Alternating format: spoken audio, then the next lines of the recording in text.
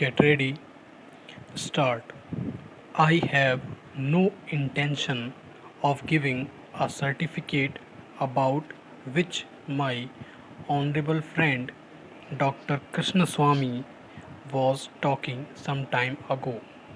Since anything like certificate being given by any member of the business community is likely to be misunderstood. But the fact remains that impartial observers, both here and abroad, have testified to the soundness and stability of our finances, which have successfully withstood severe stresses and strains of the changing economic factors, both national and international.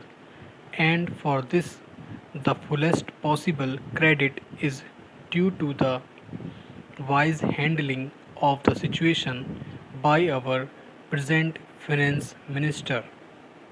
There have been criticisms on both sides.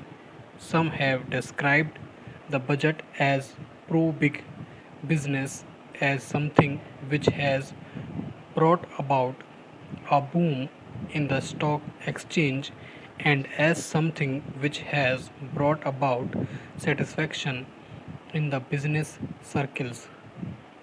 The fact is that if there has been any satisfaction, it has been due purely to negative features of the budget and not because any positive relief in any direction has been given to business or industry.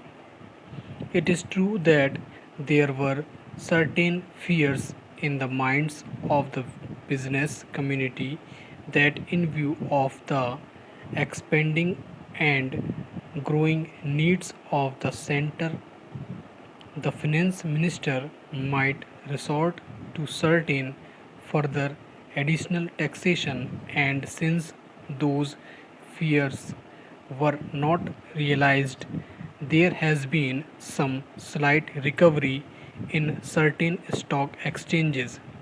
But that does not in the least mean that whatever relief and legitimate relief was due to the business and industrial community has received any adequate response from the finance minister.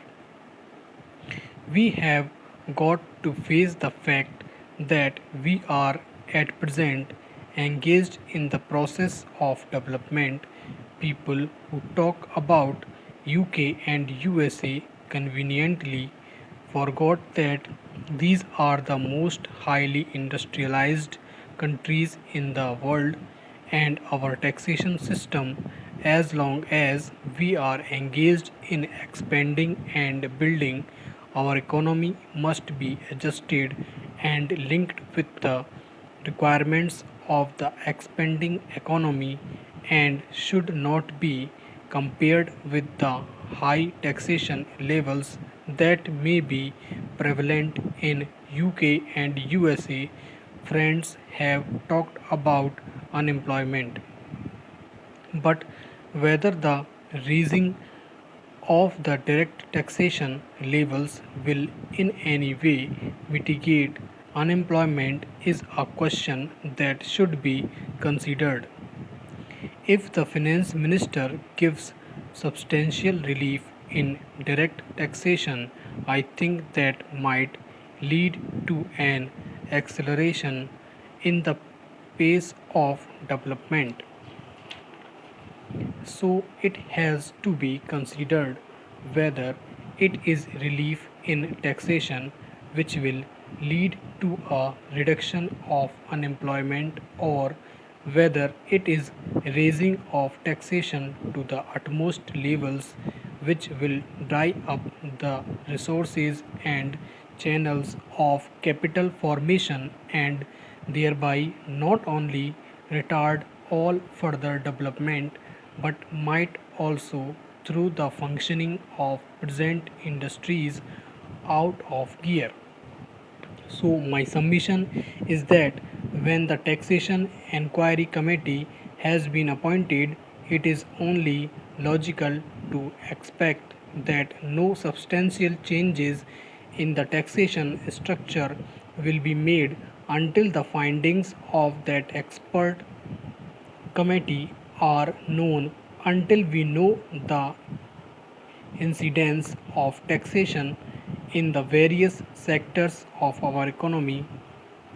Now, coming to the question of deficit financing, I am afraid that my esteemed friend's attitude was somewhat different from the line of opinion in the business and industrial community. Not that we advocate deficit financing for bringing any artificial rise in prices, but the fact is that those who have criticized deficit financing have not suggested any other alternative or made any other constructive suggestion which will bring about necessary development plans. After all, the fact has got to be faced that whatever program we have set out in the national plan should go on unimpeded by any financial considerations. An assurance has been given by the finance minister that so far as financial resources are concerned, he will ensure that the 5 year plan will not in any way be retarded. In this connection, I can only say that deficit financing is one thing so far as the revenue budget is concerned. So far as normal expenses and expenditure are concerned, certainly nobody would advocate deficit financing, which might be very undesirable.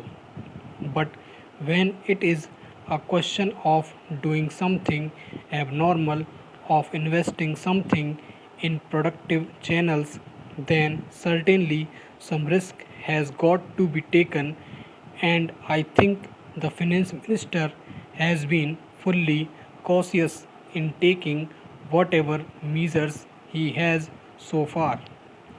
We know the measures that the government took for constructing money supply about the end of 1950 and certain other measures adopted which brought about a slump. Also, from time to time, the finance minister did not hesitate to mop up the surplus, which, as the records would show, has been about rupees 300 crores during the past 4 or 5 years.